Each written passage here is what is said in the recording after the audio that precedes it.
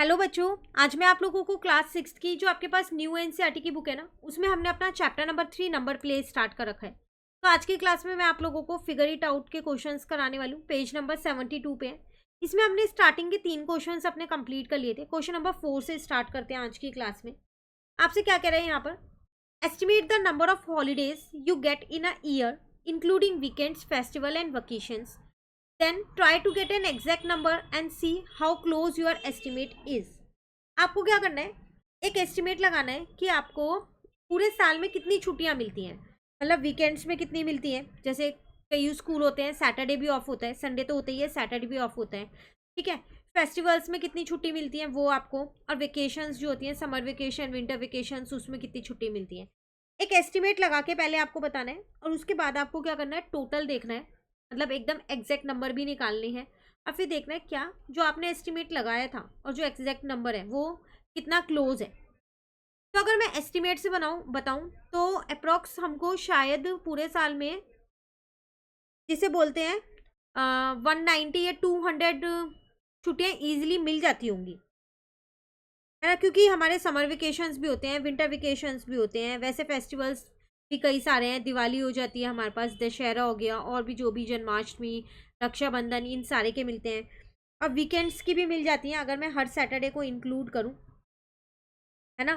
तो हर Saturday Sunday हमारे पास 2 छुट्टियां तो यही हो जाती हैं। तो 52 टोटल हमारे पास 366 डेज होते हैं। तो उसमें हमारे पास 52 तो वीक्स होते हैं। तो 2 बार की छुट्टी लगाऊं तो 104 छुट्टी तो यही हो गई मेरी, सैटरडे संडे लगाऊं तो। ठीक है। तो अगर मैं इसका एस्टिमेटली रफली आंसर यहाँ पर निकालूं तो वो यहाँ लिख देते हैं, estimate number of holidays is equals to 200। मैंने एस्टिमेट 200 लगा लिया। अब हम यहाँ पर अपने एग्जैक्ट नंबर ऑफ हॉलीडेज निकालते हैं।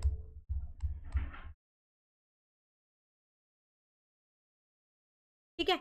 तो वीकेंड्स की अगर मैं बात करूं, मैंने यहाँ पर सैटरडे भी ऑफ लिया है, तो वीकेंड्स में मेरे को 104 डेज की छुट्टी मिल जाती है पूरे ईयर में।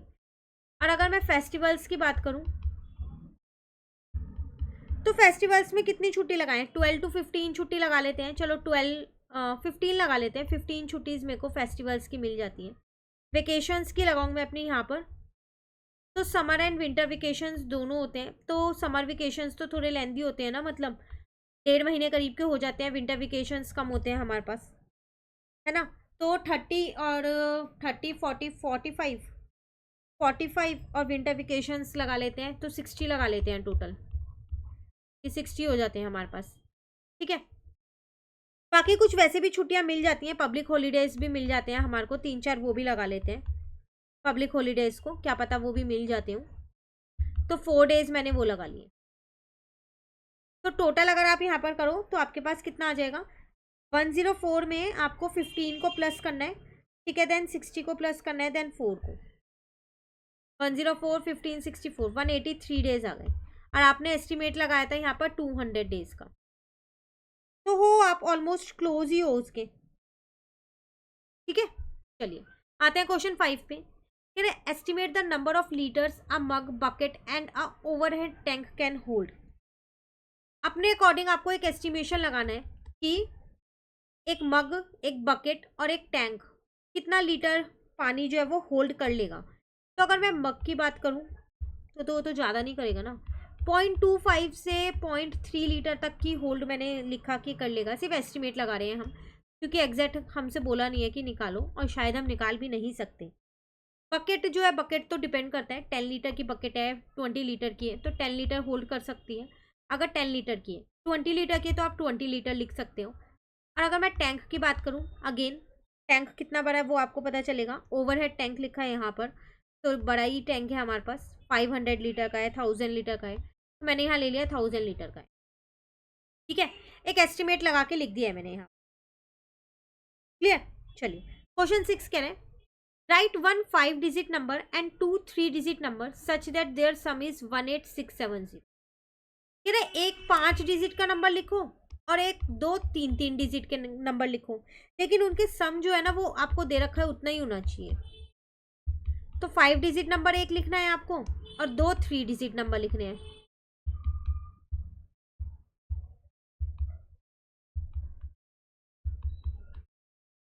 ठीक है ना। तो कैसे लिखेंगे, मैंने यहाँ पर ले लिया 1 2 3 4 5 एक नंबर, यहाँ ले लिया 1 7 8 9।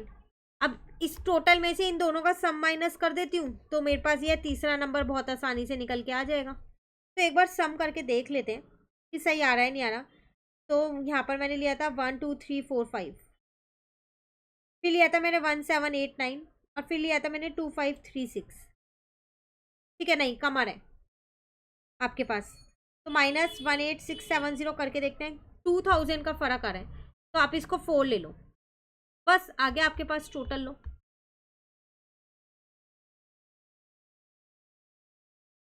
ठीक है ना। तो 2 3 डिजिट नंबर लेने थे, वो ले लिए हमने यहाँ पर। उसके बाद अच्छा 3 डिजिट लेने थे, मैंने दोनों में 4 4 डिजिट ले लिए। सॉरी, ये गलती से मैंने 4 डिजिट्स ले लिए ना, 3 3 डिजिट लो। कम कर देते हैं, इसको 789 लिख देती हूँ फिर मैं यहाँ, और इसको 536 लिख देती हूँ। ठीक है, अब एक बार प्लस करके देख लेती हूँ। आपने अगर साथ में कॉपी कर रहे हो तो एक बार सही कर लेना, मैंने गलती से 4 डिजिट के नंबर्स ले लिए थे। तो आपका 1 3 आ रहा है, अभी इसमें और नंबर्स ऐड करने पड़ेंगे, ये वाले नहीं ले सकते आप। तो 5000 का फर्क आ रहा है, तो ऐसा करते हैं इसको 17 कर देते हैं। तो 5000 मैंने इसमें एडजस्ट कर दिया, क्योंकि ये तो 3 डिजिट नंबर है ना, कोई भी ले सकते हैं। अब वो वाले में तो ले नहीं सकते, 3 डिजिट वाले नंबर्स में 5 डिजिट वाले नंबर में ले लेते हैं। ठीक है ना। तो अब मेरा टोटल आ गया यहाँ पर 18670। क्लियर। तो ये आपको खुद से लेना है, रैंडमली आप कोई भी नंबर ले सकते हो, ऐसा ज़रूरी नहीं है जो मैंने 3 लिखे हैं वही लो, पर लेना इस तरीके से कि सम आपका यही आए। ठीक है। तो आज 3 क्वेश्चंस कर लिए, 3 4 क्वेश्चंस रह गए हैं, नेक्स्ट क्लास में कराती हूँ बाकी के, और चैप्टर साथ साथ अपलोड हो रहे हैं, उन्हें भी कवर करते रहिए। Thank you.